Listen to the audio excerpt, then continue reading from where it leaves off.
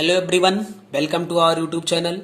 दोस्तों, जैसा कि मैंने आप लोगों से कहा था कि अभी एग्ज़ाम की डेट अनाउंस हो गई है और आप सभी लोग बहुत अच्छे से पूरे मन से प्रिपरेशन करिए और मैं भी जितना संभव हो सकेगा वो आप लोगों की हेल्प करने की कोशिश करूँगा।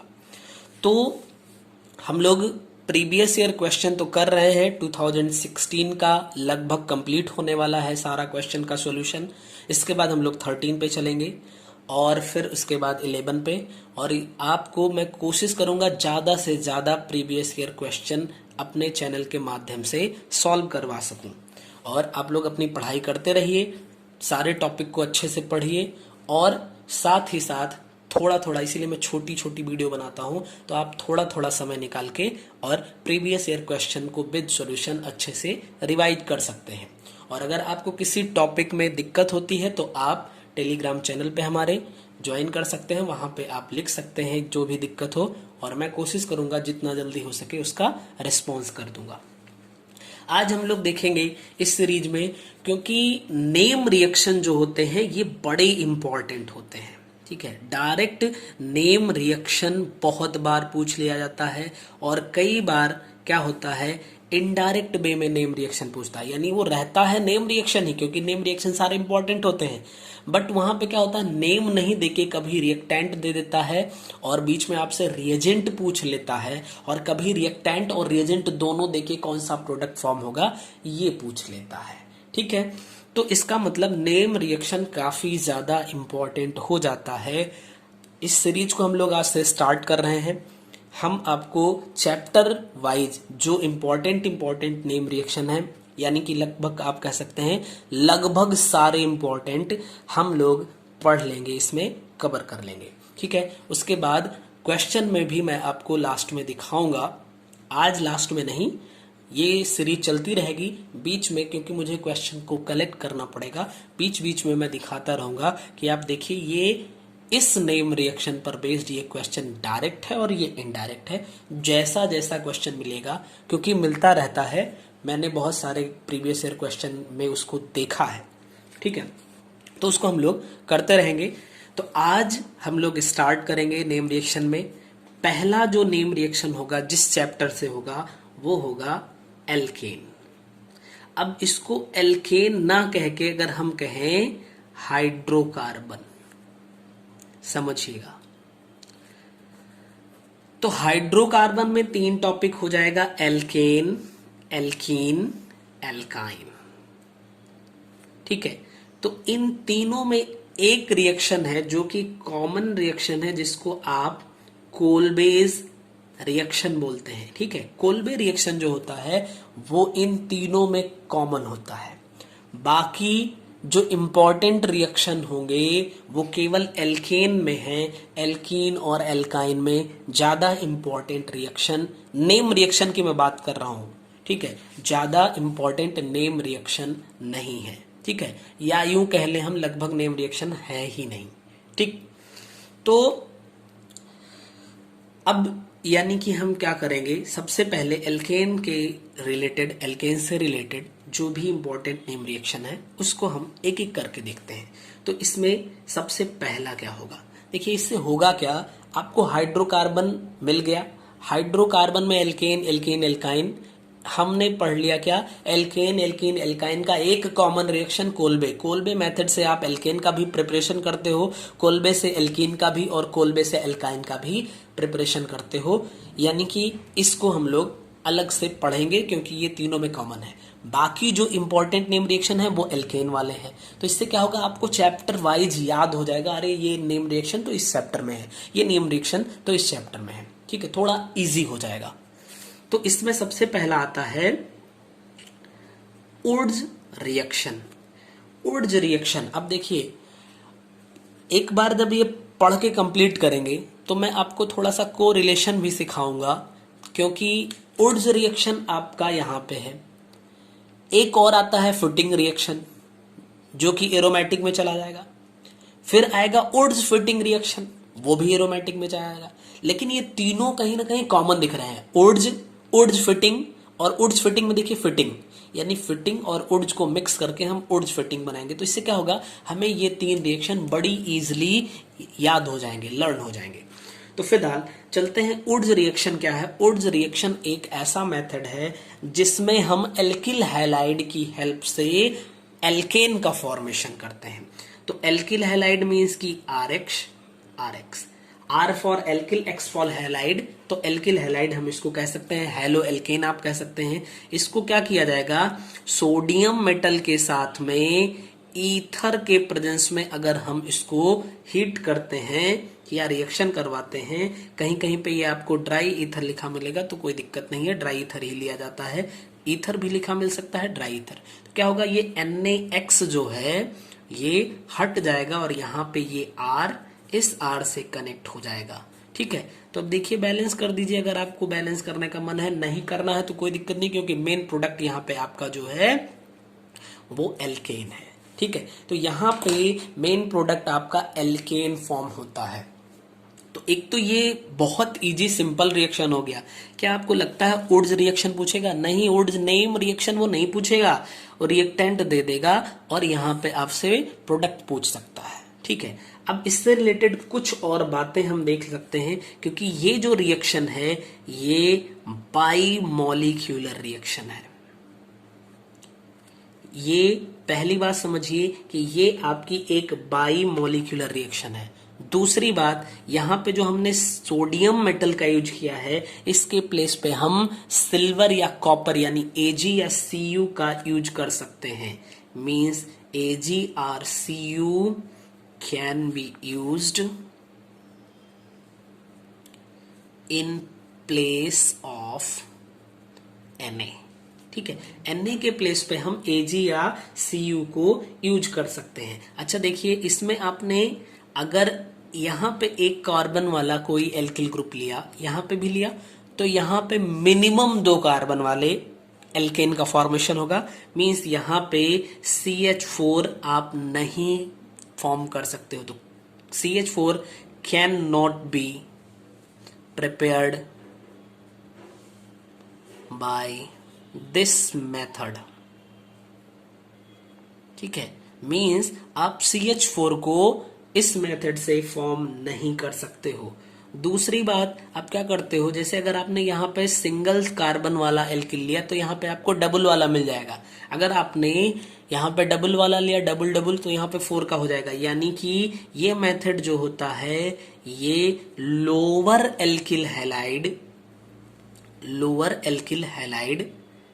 ठीक है, या आप कह सकते हो इसी को लोअर एल्केन। अब कहोगे हम लोअर एल्किल हैलाइड को कैसे कह सकते हैं? अरे भैया, एल्केन से आप एल्किल हैलाइड बना सकते हो। तो अगर किसी एल्केन में 2 कार्बन है, तो जब हैलाइड बनाओगे तो 2 कार्बन उसमें रह जाएगा। ठीक है, तो इससे आप क्या बनाते हो, हायर एल्केन का फॉर्मेशन आप कर सकते हो। हायर एल्केन का फॉर्मेशन आप कर सकते हो। ठीक है, ये इतनी बातें जो है वो इससे रिलेटेड इंपॉर्टेंट है। दूसरे नेम रिएक्शन पे चलते हैं। दूसरा नेम रिएक्शन है फ्रैंकलैंड रिएक्शन। ठीक है, क्या दूसरा नेम रिएक्शन है फ्रैंकलैंड रिएक्शन। तो यहां पे भी आप क्या करते हो, एल्किल हैलाइड लेते हो। बस क्या होता है, यहां पे सोडियम मेटल के प्लेस पे आप जिंक मेटल का यूज कर देते हो। तो अगर एल्किल हैलाइड को हम जिंक के साथ रिएक्शन करवाएंगे तो ZnX2 हट जाएगा, यहाँ पे एल्केन का फॉर्मेशन होगा। अब सिंपल सी बात हो गई कि इस मेथड से भी आप मीथेन का फॉर्मेशन नहीं कर सकते हो। और दूसरी बात, लोअर एल्केन से ये हायर एल्केन बनाने की प्रिपरेशन मेथड है। यानी ये दोनों बातें इसमें आप कॉमन रख सकते हो। ठीक, 2 रिएक्शन हुआ। उड्स रिएक्शन, एल्किल हैलाइड के साथ आपको यूज करना है सोडियम को, और दूसरा हुआ फ्रैंकलैंड रिएक्शन जिसमें आपको एल्किल हैलाइड के साथ जिंक का यूज करना है। थर्ड आप इसी को कह सकते हो, इसी में ग्रिग्नार्ड रिएक्शन। ठीक है, ग्रिग्नार्ड रिएक्शन की हेल्प से आप क्या कर सकते हो, RMgX को हम कहते हैं ग्रिग्नार्ड रिएजेंट। ठीक है, इसकी अगर आप हाइड्रोलिसिस करवाओ तो H पार्ट जाके R से अटैच हो जाएगा और Mg यहां से जो OH है वो इसके साथ आ जाएगा और यहाँ पे फॉर्मेशन हो जाएगा एल्केन का। तो ये ग्रिग्नार्ड मेथड से, ये भी ईथर के प्रेजेंस में ही होता है, सारे रिएक्शन आपके ईथर के प्रेजेंस में ही होंगे।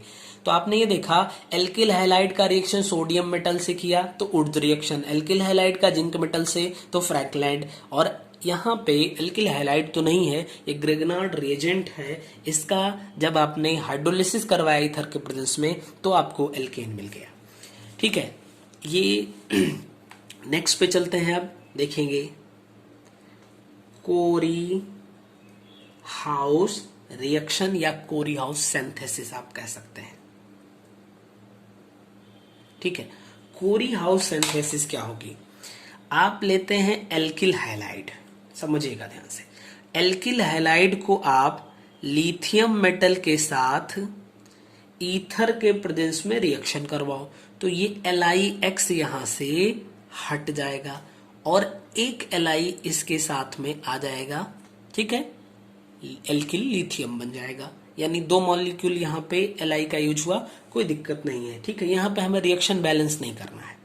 अब क्या करेंगे, इसको अगर हम कॉपर आयोडाइड के साथ में रिएक्शन करवाएं, कॉपर आयोडाइड के, तो ये फिर से लिथियम आयोडाइड यहां से हटेगा और बनेगा R2Cu Li। इसका मतलब इसके दो मॉलिक्यूल यूज हुए, देखिएगा समझिएगा, RLi, तो एक Li इसके साथ हट गया, RR दो R हो गया और एक Cu एक Li यहां पे आ गया। ठीक है, डाई एल्किल कॉपर लिथियम। वापस से आप इसका रिएक्शन जो है वो एल्किल हैलाइड से करिए। अब यहाँ भी एल्किल हैलाइड, यहाँ भी थोड़ा सा डिस्टिंग्विश करने में दिक्कत हो सकती है, तो आप इसको अलग कर लो, अलग कर लो। तो ये R डैश इसके साथ में जाएगा तो R डैश का यानी एल्केन का फॉर्मेशन हुआ, साथ ही एक R इस Cu के साथ में जाएगा और ये Li इस X के साथ में जाएगा, यानी यहाँ पे भी आपका एल्केन का फॉर्मेशन हुआ। यानी लिथियम एल्किल हैलाइड, एक एल्किल हैलाइड जो होगा वो लिथियम से रिएक्शन करेगा, फिर वो कॉपर आयोडाइड से रिएक्शन करेगा एल्किल लिथियम, और वापस से आपको डाई एल्किल कॉपर लिथियम मिल जाएगा, जिसको हम एल्किल हैलाइड के दूसरे मॉलिक्यूल से रिएक्शन करवाएंगे और यहाँ पे हमें एल्केन का फॉर्मेशन हो जाएगा। फिफ्थ पढ़ेंगे, होगा क्या इसमें, प्रिपरेशन मेथड, यानी एल्केन के प्रिपरेशन मेथड में ही नेक्स्ट क्या होगा, अगर हम एल्केन को किससे फॉर्म करें, कार्बोनिल कंपाउंड से, किससे, कार्बोनिल कंपाउंड से। तो ध्यान से देखिएगा, इसके रिडक्शन से, अगर हम इसका रिडक्शन करवाते हैं तो रिडक्शन के लिए हमें रिड्यूसिंग रिएजेंट की जरूरत होगी। तो अगर हमने कर दिया ZnHg और इसके साथ में HCl, यानी ZnHg जिंक अमलगम और हाइड्रोक्लोरिक एसिड, ये क्या करते हैं, ये रिड्यूसिंग रिएजेंट का काम करते हैं और इस कार्बोनिल को ये रिड्यूस्ड कर देंगे।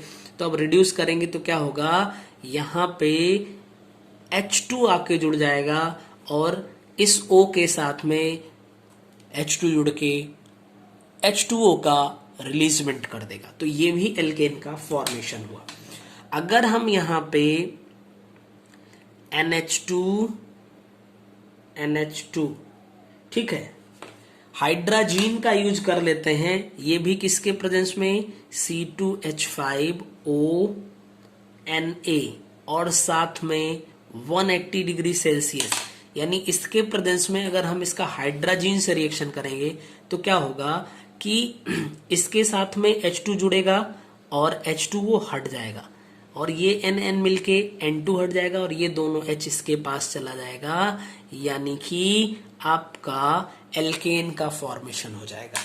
तो मींस एल्केन के फॉर्मेशन से रिलेटेड ये मेथड थे। अगर आपने जिंक अमलगम के साथ HCl का यूज किया तो ये एक नेम रिएक्शन होगा जिसका नाम हो जाएगा क्लीमेंसन रिडक्शन। क्लीमेंसन रिडक्शन। और अगर आपने हाइड्राजीन का यूज किया सोडियम एथॉक्साइड के प्रेजेंस में तो इसको वोल्फ किश्नर रिएक्शन बोलेंगे।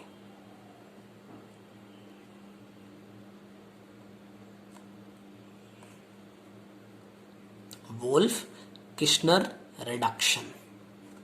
ठीक है, तो आपने एक उड्ज रिएक्शन, एक फ्रैंकलैंड रिएक्शन, एक ग्रिग्नार्ड रिएक्शन, एक कोरी हाउस सिंथेसिस या कोरी हाउस रिएक्शन, और फिर एक क्लीमेंसन रिडक्शन और एक वोल्फ किश्नर रिएक्शन को देखा।